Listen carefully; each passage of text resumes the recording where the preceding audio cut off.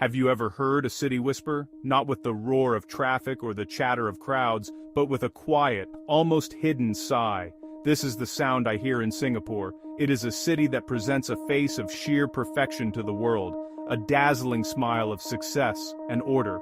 But if you listen closely, just beneath the surface, you can feel something else entirely. A story waiting to be told, a secret held in the humid air, between the towering skyscrapers and the ancient banyan trees. It is a story of hearts and hopes in Asia's richest city. I arrived on a warm, balmy evening. The air, thick with the scent of frangipani and rain-washed pavement, felt heavy with unspoken words. From the moment you land at Changi Airport, you are enveloped in a world of flawless efficiency. Everything works perfectly. The trains arrive on time, the streets are impeccably clean, and a sense of calm order prevails. It is a marvel of human engineering and planning. A city built on a dream of progress, yet this perfect world seems to hold its breath, as if afraid to make a single mistake. This journey is not just about the stunning sights, it is about finding the soul of this place. I want to look past the glittering facade, beyond the postcards and the tourist trails. I want to understand the people who call this island home. What are their dreams? What are their fears? The whispers of the Lion City guide me, pulling me towards the hidden corners and the quiet alleyways. It is in these spaces that the true character of a place reveals itself, not in the grand pronouncements, but in the subtle, everyday moments of life. The city's official name is Singapura, the Lion City. The story tells of a prince who saw a majestic lion on these shores centuries ago, a symbol of strength and courage. Today, that strength is visible everywhere in the bold architecture that defies gravity and in the economic power that commands respect across the globe. But courage can also be quiet. It can be found in the resilience of its people, navigating a life of immense pressure and expectation. This is the story I came here to find.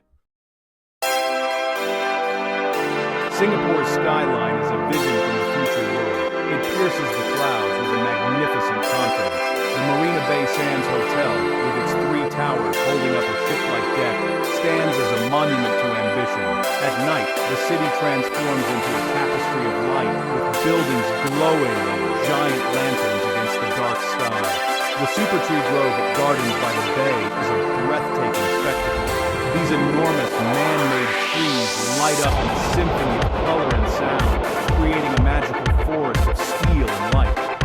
It is impossible not to be impressed by the sheer scale and beauty of it all. This is a city that has tamed nature and then invited it back in on its own terms. Greenery cascades from the sides of skyscrapers, creating vertical gardens that breathe life into the urban landscape. The Singapore Botanic Gardens, the UNESCO World Heritage Site, is a tranquil oasis of lush rainforests and vibrant orchids right in the heart of the city. You can walk for hours under the canopy of ancient trees, listening to the calls of tropical birds. It is a reminder that even in this most modern of cities, the wild beauty of the tropics is never far away. The wealth here is palpable. Luxury cars glide silently along pristine roads. Designer boutiques line Orchard Road, their windows filled with treasures that cost a small fortune. People dine in world-class restaurants, enjoying cuisines from every corner of the globe. It is a lifestyle of comfort and convenience, where everything you can possibly desire is within reach. This prosperity is the result of decades of hard work and careful planning. The city-state has transformed itself from a small trading post into a global financial powerhouse, a true testament to its people's drive. Life seems to move to a rhythm of success and achievement. The city feels like a perfectly choreographed dance. Every element is in its right place, every movement precise. From the efficient public transport system to the seamless digital services, everything is designed for maximum convenience. It is a city that works, and it works beautifully. It is easy to be seduced by this vision of a perfect urban life, where every need is met and every problem has a solution. A true modern modern paradise, shimmering under the tropical sun. Beneath the gleaming surface, there is another side to Singapore, a side governed by rules, lots of rules. There are fines for littering, for eating on the subway, and even for forgetting to flush a public toilet. These laws are famous, often joked about by outsiders. But for the people living here, they are a constant presence in their daily lives. The signs are everywhere, reminding you what you can and cannot do. This strict control is credited with creating the safe and clean environment that Singapore is known for. The streets are safe to walk at any hour, but this order comes at a price. The constant pressure to conform can be suffocating. There is a sense that you are always being watched, always being judged. The lines are clearly drawn, and stepping outside them is not encouraged. This can create a society where people are hesitant to speak their minds and challenge authority. The desire for harmony and consensus often overrides the space for individual expression. While it fosters a peaceful society, it can also stifle creativity and spontaneity. Life becomes a carefully managed performance with little room for improvisation. I spoke to a young artist who described it as living in a golden cage. He felt safe and comfortable, but also trapped. His art, he told me, was his only escape, a place where he could break the rules without consequence. This feeling seems to be common among the younger generation. They enjoy the benefits of Singapore's success, but they also yearn for something more, a sense of freedom, a space to be messy and imperfect. The pressure to succeed is immense, starting from a very young age, with a highly competitive education system. The fear of losing face or bringing shame upon oneself or one's family is a powerful force. It shapes behavior and decisions in profound ways. People are careful not to fail publicly. This can lead to a risk-averse culture, where people prefer to follow a proven path rather than forging their own. The pursuit of perfection, while creating a city that looks flawless on the outside, can place a heavy burden on the human spirit. It leaves you wondering if a perfect city is necessarily a happy one. In this bustling, densely populated city, it seems a strange thing to talk about loneliness. Yet, it is a theme that came up again and again in my conversations, especially with women. I met a young professional named May. She has a successful career, a beautiful apartment, and a busy social life. But she confessed to me, in a quiet moment in a cafe, that she often feels deeply isolated. She described her life as a series of transactions, work meetings, networking events, and scheduled catch-ups with friends. There was little room for spontaneous connection. Many women I spoke to shared similar feelings. They are highly educated, independent, and ambitious. They have broken barriers in the corporate world and are a vital part of Singapore's success story.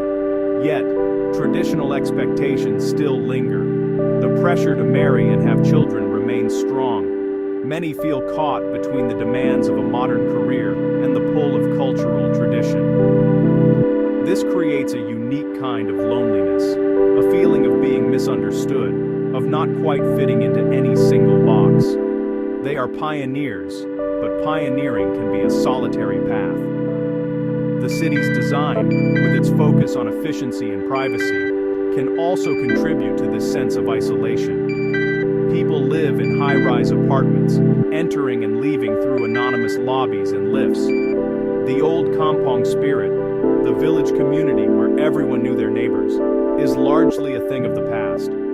Efforts are being made to recreate this sense of community in modern housing estates, with shared spaces and organized activities. But forging genuine connections in a world that values privacy and personal space is a challenge. May told me a story about her grandmother, who lived in a kampong. She said her grandmother's door was always open. Neighbors would wander in and out, sharing food, stories, and worries. "My door is always locked," May said with a sad smile, "even when I am home." Her words stayed with me.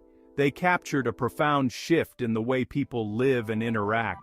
In the rush to build a modern metropolis, perhaps something vital was left behind. The simple human need to belong, to be part of a real community. Singapore's economic miracle is built on the backs of many. While the city shines with wealth, there is a hidden reality for a significant portion of its population. The country has one of the highest levels of income inequality among developed nations. For every person enjoying the high life, there are others who struggle to make ends meet. The elderly, in particular, face significant challenges. It is not uncommon to see frail, elderly people cleaning food courts or collecting cardboard to sell for a few dollars. It is a jarring sight in such an affluent city. This is a society that values self-reliance above all else. The idea of a welfare state is viewed with suspicion. People are expected to work hard and save for their own retirement.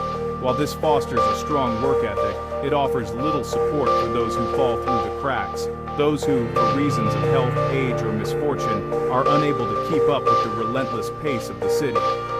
Their struggles are often invisible, hidden away in older housing estates, far from the glittering tourist districts. They are a silent reminder that the story of Singapore is not a single narrative of success. Then there are the migrant workers, millions of men from South Asia who come here to build the city's magnificent structures. They live in purpose-built dormitories on the outskirts of the island, largely unseen by the general population. They work long hours in difficult conditions for wages that are a fraction of what locals earn.